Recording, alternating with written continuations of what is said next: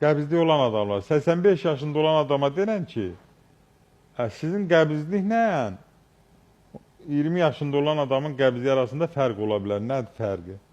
85 yaşında olan adamda ehtimal daha çoxdur ki, qəbizliyi verə bilən hər hansı bir törəmə ola bilər.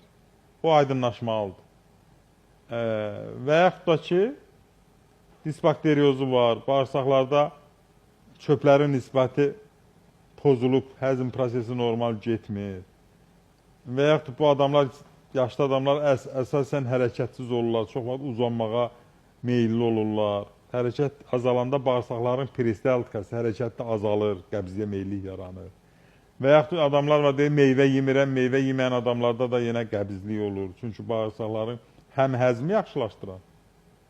Sən ət yiyirsənsə, mal əti, qoyun əti, sən göyərti yemirsənsə, o ət həzmə normal getməyəcək. O göyərtinin, özdə əvvəlcədən yeməlisən göyərtini, kobud lifləri əti həzmə verir. Onda qəbizlik yaranmır, bağırsaq daşları yaranmır. Ondan başqa da məsləhət verirəm ki, çay tikəni yağı qəbul edin, zeytun yağı qəbul edin, səhər gün orta axşam bir alma qəbul edin. Sonra 5 ədəd götürün əncir qara cavalı qurusunu axşamdan stəkana atın, üzərinə qaynar su ağzını örtün nəlbəki ilə. Səhər həm meyvəsini yiyin, cavalısını, həm də suyunu için. O da xeyli kömək edir. Çay tikəni şamınla düz bağırsağa qoyun hər axşam yatanda. O da müəyyən qədər kömək edir. Oturacağın ağzına bal qoyun, o da müəyyən mənada kömək edir. Yəni, ancaq qəbizlik köylü müalicə eləmək istəyirsinizsə, onu gəlməlisiniz, nəcisi əhməli və səbəbini tapmalıq ki, bağırsaq çöpləri necədir. O pozulubsa, onu qaydaya salmasaq, onu biz qaydaya salırıq. Ki, ona uyğun olaraq nələri verək.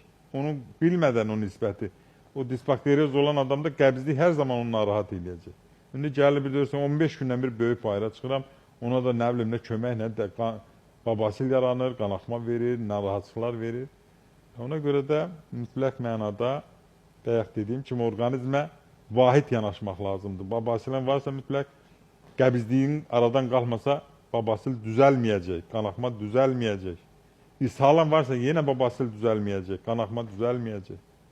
Yəni, onlara vahid şəkildə baxmaq və qaydasına salmaq lazımdır təbii ki.